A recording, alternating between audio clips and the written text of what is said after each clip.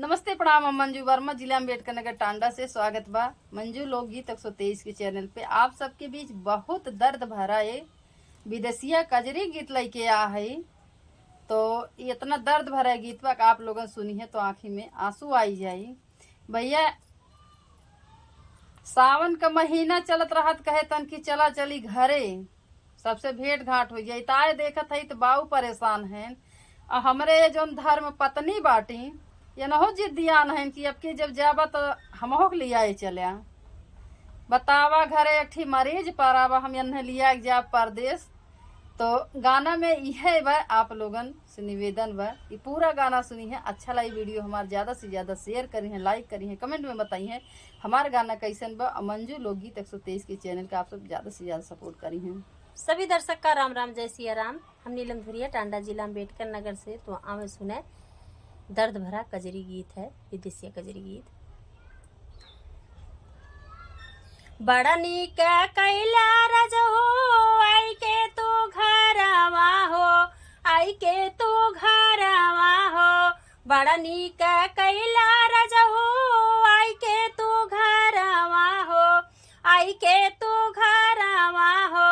चल तोहरे साथे परदेसवा सजनवा हो, चल तोहरे साथे परदेसवा सजनवा हो। बहुत नीक किया जोन तू घरे चलाया इस सावन के महीना अरे में। ते साई छुट्टी भरा हम के तन की चली सबसे मिलजुली आई। अब तोहरे साथे हम परदेश चलब, हम रहब ना घरे ही, जान लिहा। अरे देखा था वो बाऊ खटिया परा है तो का परदेश परा बस कवन मेहरारू करी कि घर में एक मरीज परा रहा हम परदेश जाई। अब कहाँ खटिया परा है वैसे ओढ़ बेड़ के हरदम पड़ा रहा। हादी है इनकी उनके खाली ओढ़ बेड़ के हरदम पड़ा रहा। घुस के ना मन कहत कौन और हरदम खाली बोलिए टिपोरिए हमें बोलत रहा थी। हम रहब ना है, सुना हमार बात, हम ना रहब चाहे जोन हो जाई। माइया बाबूजी के बिगड़ल हालतिया हो, बिगड़ल हालतिया हो। माइया बाबूजी के बिगड़ल हालतिया हो, बिगड़ल हालतिया हो। ठीक नाही जाइब परदेसवा सजनिया हो, ठीक नाही जाइब परदेसवा सजनिया हो। तू अपन विचार बदल लिया ना बा तो हर घरे यही सेवा पाती करू। अच्छा हाँ यही रहा। तोहरे घर का हम सांसद सह न पाई भी, जान लिया। दिन रात बोली बोलत रहा थी तोहर माई बाऊ। अरे तू घरे पुरानिया बहन उतना सबके घरे चला था। अरे थोड़ थाड़ बोल जात है, बताओ हरदम 24 घंटा बोलते रहा है। हिंदू पुरानिया कहा थी जब पुरानिया होती न तो उनका दिमाग आधा गायब हो जाता है। तो वो इसे बोले दो है नहीं तो हमरे बस के ना भाई सांसद साहब, हम चलब जरूर तोहरे साथे। अच्छा सुना, साँझ सवेरे और दिन दोपहरिया हो, दिन दोपहरिया हो। साँझ सवेरे और दिन दोपहरिया हो, दिन दोपहरिया हो। सास ससुर हमके देवेले गरिया हो, सास ससुर हमके देवेले गरिया हो। हम समझाए दे माई बाबू का तोहरे लोग कायदे तंची रहा करा।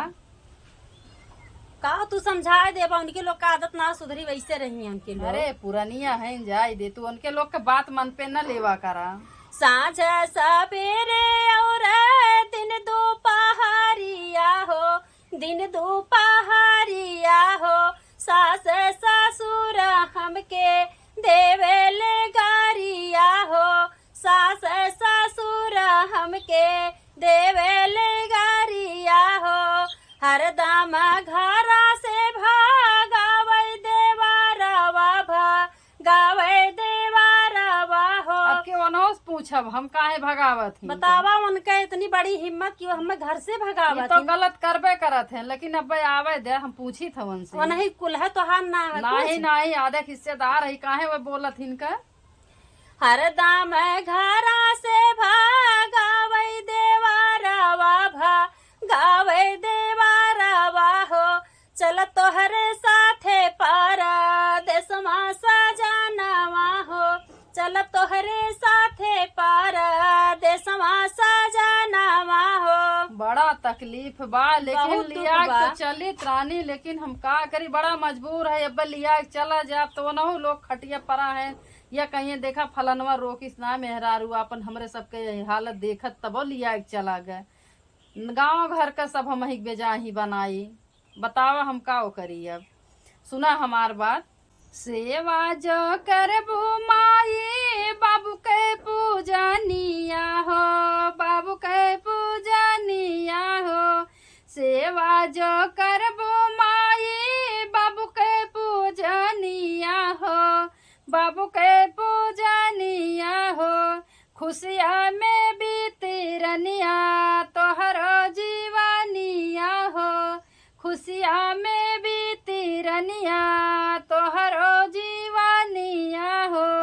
माई ओ बाबूजी के मन बुझो बतिया हो, मन बुझो बतिया हो।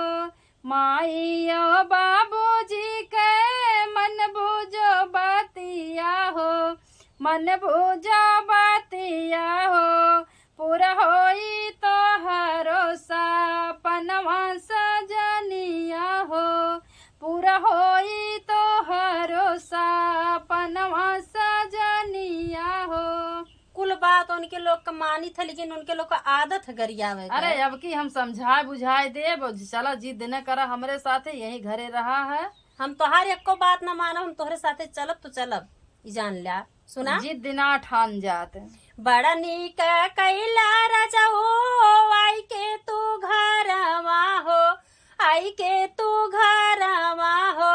बड़ा नीक कैला राजाओ आई के तू घरवा हो, आई के तू घरवा हो। चल तोहरे साथे परदेसवा सजनवा हो, चल तोहरे साथे परदेसवा सजनवा हो। माई ओ बाबूजी के बिगड़ल हालतिया हो, बिगड़ल हालतिया हो।